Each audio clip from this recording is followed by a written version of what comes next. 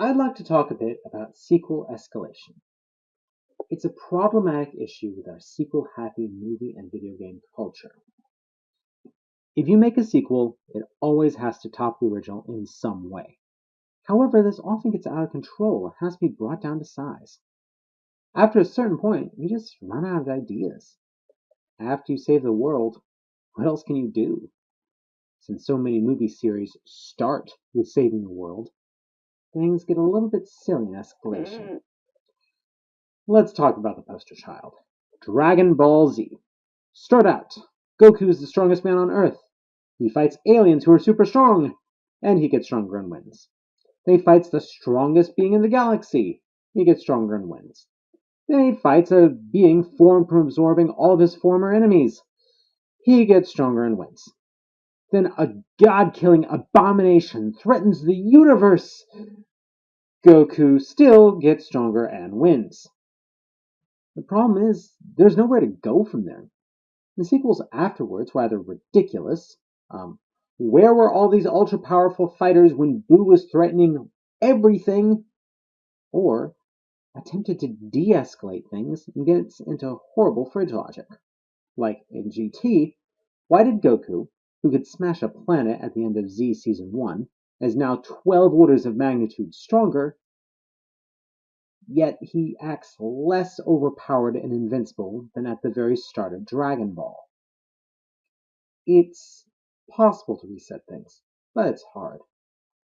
One successful method is to sidestep. The stakes are reduced, but it's more personal or escalated emotionally. One success story is God of War. After the third game left essentially all the Greek pantheon dead, there was nowhere to go. After a very long wait, we got God of War 4, a complete setting change, and a much older Kratos attempting to raise his son. Dealing with the sins of his first three titles is the primary conflict of the game. You only kill one god and two demigods, down from 3's 10 gods and titans that I can think of. There's higher emotional stakes. Another success is Bayonetta. The second game actually has a weaker final boss than the first, threatening to control humanity rather than destroy the universe outright.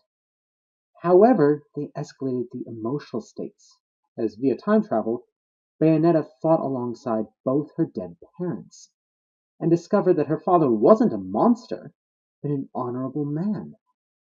Of course, trying to escalate the wrong thing can make things very unfocused. Love Never Dies definitely topped Phantom of the Opera in stage spectacle, but it almost always does so with side characters in the circus scenes. The actors and stakes are almost precisely the same as in the first play, and it ends with a Diabolus ex machina to end everything needlessly tragically. Instead of deep, it felt emotionally manipulative. Also, we rarely see sequel de-escalation, even when it makes sense. For example, in Okamiden, everyone's a child, so the enemies are notably weaker. And in the late game, basic enemies from Okami show up as elites.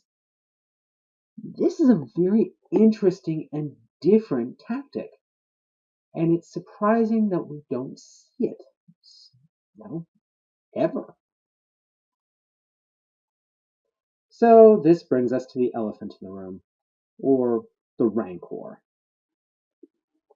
The new Star Wars does this completely wrong. Everything is bigger and better.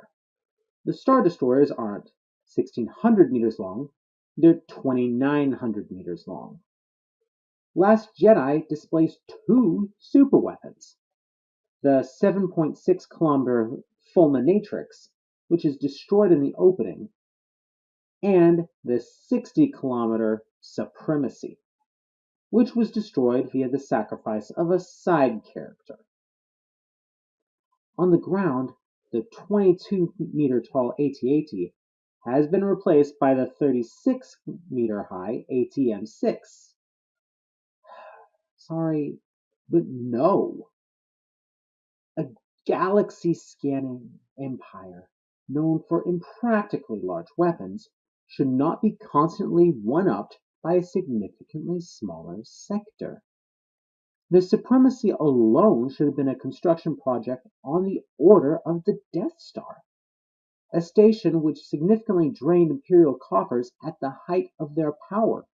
Heck, where are they getting the millions of troops needed just to crew these ships, much less the support staff necessary to keep these aloft?